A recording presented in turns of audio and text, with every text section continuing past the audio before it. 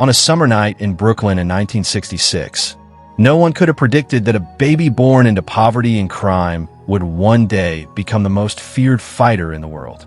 That child, Michael Gerard Tyson, grew up to be the youngest heavyweight boxing champion in history, a man whose name still sends shivers down spines nearly 4 decades later. Fast forward to August 2025, and Mike Tyson is no longer just a boxer. He's an actor, a podcaster, an entrepreneur, a cannabis mogul, and a cultural icon. His story is one of meteoric rise, tragic falls, and remarkable rebirths. Financially, Tyson's life has been as dramatic as his fights. At his peak, he earned over $400 million from purses and endorsements. Yet by 2003, reckless spending and poor management forced him into bankruptcy with debts exceeding $23 million. Today, Tyson's net worth is estimated to be around $25 million, a fraction of his peak, but a hard-earned stability that reflects a wiser man. But money tells only a sliver of the Tyson story.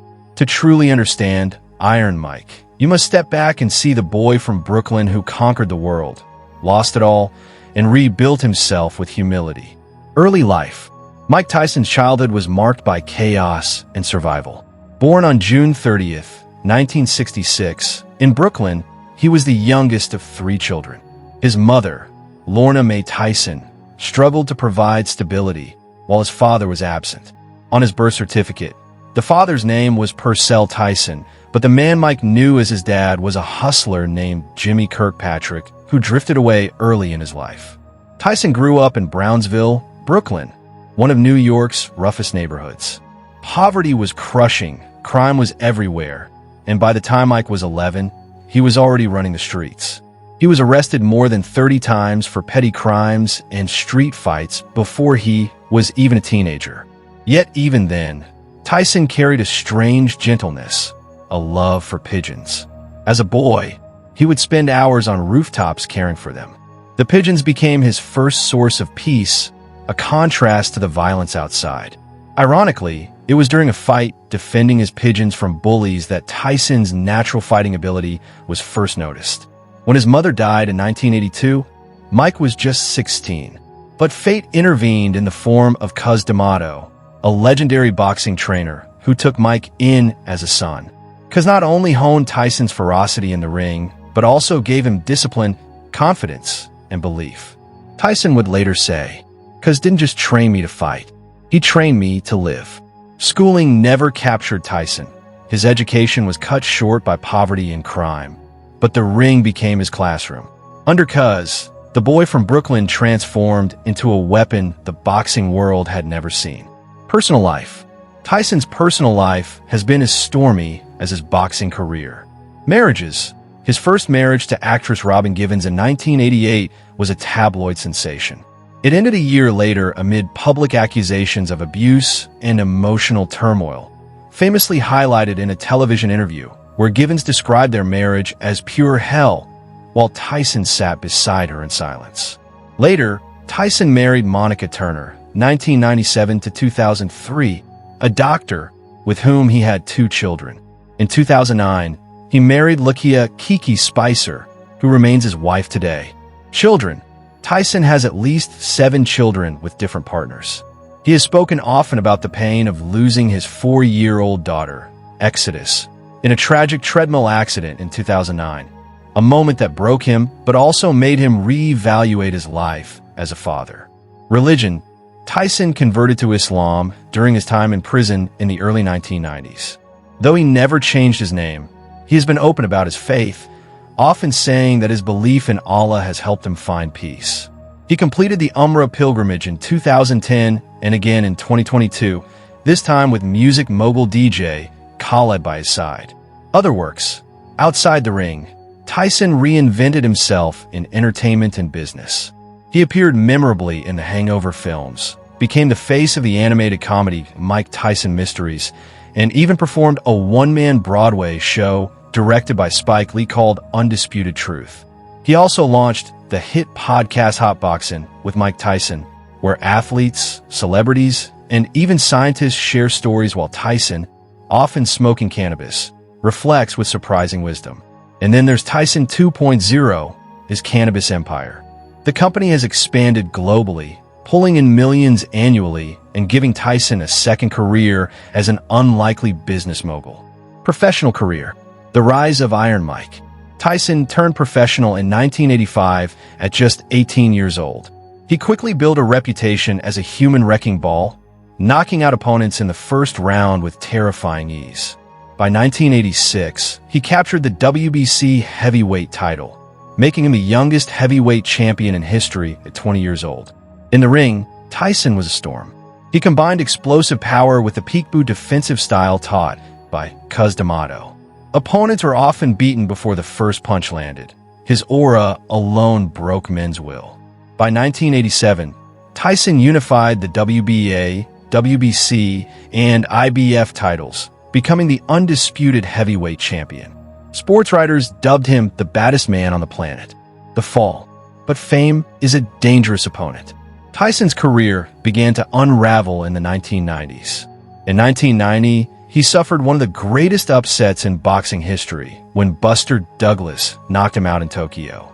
Just 2 years later, Tyson was convicted of rape and sentenced to 6 years in prison. He served 3 comebacks and controversies. After prison, Tyson returned to boxing with the same fury but less discipline. He regained the WBA and WBC titles in 1996, but his most infamous moment came a year later. In a rematch with Evander Holyfield, Tyson bit off part of Holyfield's ear, a shocking act that led to disqualification and suspension. Despite the controversy, Tyson remained a global draw. His 2002 fight with Lennox Lewis was one of the richest in boxing history, generating over $100 million. But by 2005, battered and broke, Tyson retired with a professional record of 50 wins, 44 by knockout, 6 losses, and 2 no contests. Legacy and exhibition fights. Even after retirement, Tyson couldn't stay away. In 2020, at age 54, he fought an exhibition against Roy Jones Jr., which ended in a draw but drew huge pay-per-view numbers. In 2024, Tyson stunned the world by stepping back into the ring against YouTuber-turned-boxer Jake Paul, earning a reported $20 million. Though far from his prime, Tyson's presence alone proved one thing. Even in his late 50s, the world still wanted to watch Iron Mike. House tour and car collection. At his peak, Tyson lived like a king. He owned multiple mansions, including a 19,500 square foot estate in Ohio complete with gold-plated fixtures, a private nightclub, and a tiger enclosure. Today, that mansion stands abandoned, a haunting reminder of his excess. Currently, Tyson lives more modestly, though his homes still reflect luxury. His Nevada residence, featured in a GQ house tour with rap group Migos, showcased his softer side. Shelves of trophies, a piano played by his daughter, and his beloved pigeons living in custom aviaries. Tyson's car collection is the stuff of legend. Over the years, he owned more than 100 luxury vehicles. Highlights include a Rolls-Royce Cullinan and Ghost, symbols of opulence, a Bentley Continental SC, one of just 73 ever made, multiple Ferraris, including a rare 456 GT Spider, one of only 2 in existence, a Lamborghini Super Diablo Twin Turbo, worth nearly $200,000, and several Mercedes-Benz SL-Class models, gifts from promoters and friends. Tyson's generosity or recklessness with his cars became legendary.